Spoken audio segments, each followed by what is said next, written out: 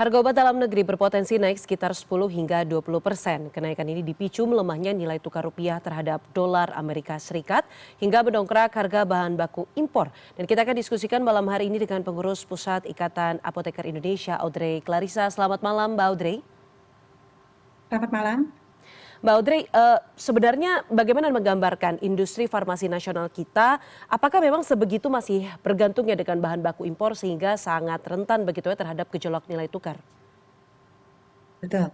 Jadi memang sampai saat ini lebih dari 90% bahan baku yang digunakan oleh perusahaan farmasi itu masih merupakan bahan baku impor. Baik itu merupakan bahan baku aktif maupun bahan baku eksipien sebagai zat tambahannya. Sehingga ketika ada dolar ini bermasalah dan kemudian tentunya akan ada dampak terhadap seluruh produk-produk obat-obatan yang ada. Memang pemerintah sudah melakukan berbagai upaya supaya produksinya dilakukan di Indonesia untuk bahan baku aktifnya. Tetapi memang jumlahnya belum banyak. Saat kita punya ribuan produk sedangkan yang diproduksi di Indonesia masih jumlahnya sedikit.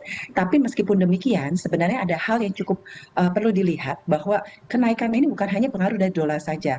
Karena ketika kita bicara mengenai bahan baku dan ketika produksi obat itu, kita dipengaruhi oleh bahan baku obat itu sendiri, bahan kemasnya tadi sempat disebutkan dalam liputan dalam CNN sebelumnya, dan juga kita ada yang disebut factory overhead. Nah, dari bahan baku obatnya sendiri sekarang sudah mengalami kenaikan karena masalah geopolitik yang terjadi itu ternyata mengalami peningkatan, bahkan peningkatan harga bahan baku obatnya pun sudah naik 10-80%. Di beberapa item tertentu bahkan bisa naiknya sampai 300%. Nah, inilah yang menyebabkan kemudian tidak terhindari lagi, maka harus ada kenaikan. Inilah yang kemudian terjadi pada obat, itu terjadi double burden. Jadi double burdennya itu kenapa? Satu, memang dari harga bahan bakunya secara angkanya memang meningkat, kemudian kita terjadi peningkatan dolar. Sehingga suka tidak suka harus ada penyesuaian harga seperti yang tadi disampaikan sekitar 5-15%. Sebenarnya estimasi kami bisa mencapai angka 20% seperti yang telah disampaikan oleh Menteri Kesehatan. Oke. Tadi saya garis bawahi bahwa sekitar 90% bahan baku obat itu baik itu zat aktifnya ataupun beberapa unsur lainnya itu masih bergantung dengan impor begitu ya. Sebagai pelaku dan juga yang terlibat dalam industri ini, Mbak Audrey, kenapa sebenarnya kira-kira Indonesia masih belum mampu? Apakah dari segi teknologinya atau sumber daya manusianya atau apa, Mbak Audrey? Dari segi kemampuan kita sekarang semakin meningkat. Tadi sudah ada beberapa yang diproduksi. Tetapi memang ketika kita bicara mengenai global sendiri, harga bahan baku obat itu memang terpusat di beberapa tempat. Sehingga ketika mereka produksi secara masif. Kemudian supaya harganya bisa bersaing.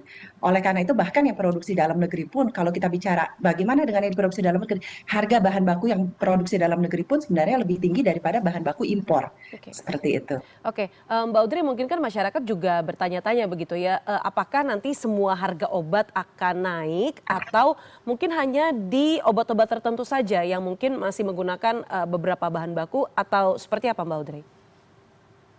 Kalau dari kondisi yang ada sebenarnya akan berpengaruh terhadap seluruh produk, seluruh harga obat. Karena bukan hanya bahan bakunya, tadi bahan kemasnya naik, kemudian juga untuk operasional juga meningkat. Solar industri kita gunakan untuk boilernya sendiri gitu. Jadi ada biaya-biaya yang memang suka nggak suka ada penyesuaian.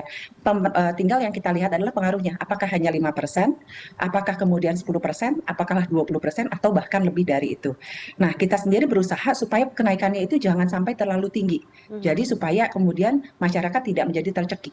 Oke, sebenarnya Kementerian Kesehatan tadi Mbak Audrey juga sudah sempat menyinggung begitu ya dari Pak Menkes, Pak BGS ini sebenarnya sudah menyampaikan ini kurang lebih range-nya 10 sampai dengan 20% kenaikan harga.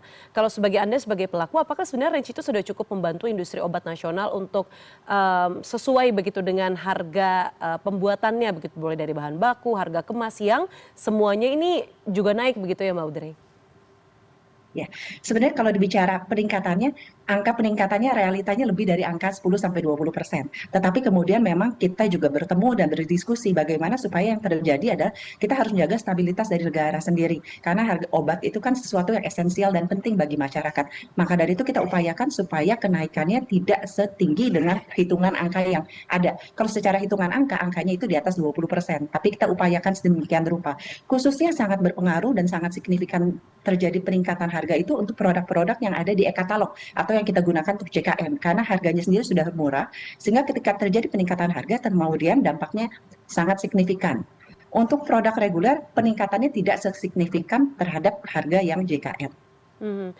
Selain itu sebenarnya Kementerian Kesehatan kan juga sudah mengimbau begitu ya kepada semua yang terlibat, stakeholder begitu ya dalam industri obat ini untuk tidak mengambil kesempatan untuk menaikkan harga lebih dari yang seharusnya. Nah dari asosiasi ataupun dari, perkumpulan sendiri, apa-apa saja Mbak yang diimbau kepada, para pelaku industri obat ini supaya kita tahu betul begitu ya bahwa obat ini salah satu, kebutuhan esensial bagi seluruh masyarakat karena orang saja bisa tiba-tiba batuk, tiba-tiba pilek begitu dengan cuaca dan lain sebagainya, apalagi yang obat-obat yang, cukup keras begitu ya, Mbak Audrey?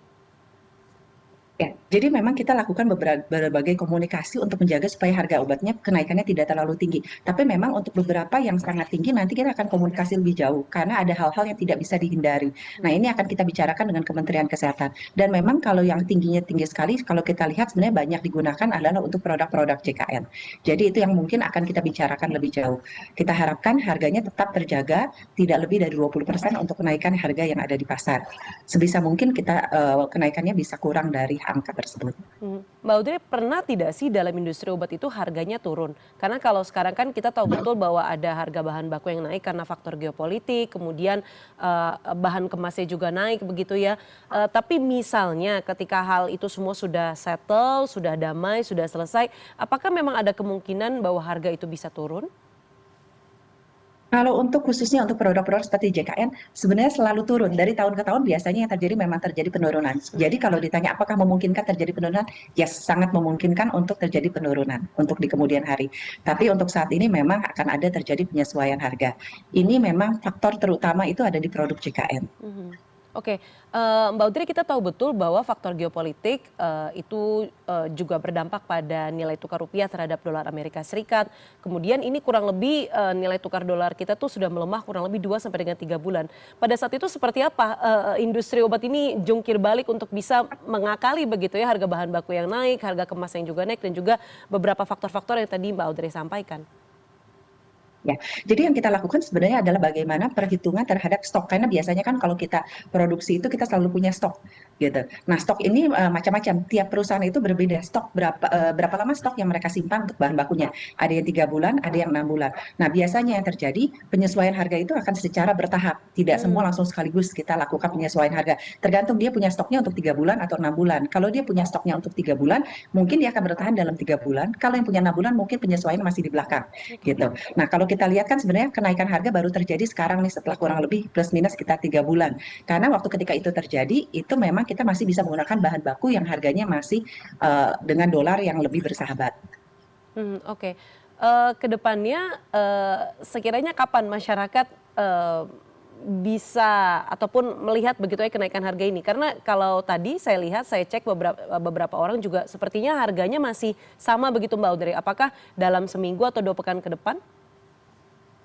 Prediksi kita kurang lebih 3 sampai 6 bulan. Jadi kalau dihitung perkiraan kita mulai akan ada terjadi banyak penyesuaian. Setahu saya sekarang ini sudah ada beberapa item produk yang sudah melakukan penyesuaian dari Mmm. ada yang bulan Mei, ada yang bulan Juni, dan kemudian mungkin akan lebih banyak di bulan Juli dan di bulan-bulan ke depan. Oke baik, terima kasih, atas informasi dan juga, perspektif Anda begitu pengurus Pusat Ikatan Apoteker Indonesia Mbak Audrey Clarissa malam hari ini di CNN Indonesia Prime News. Terima kasih Mbak Audrey. Terima kasih Mbak, selamat malam.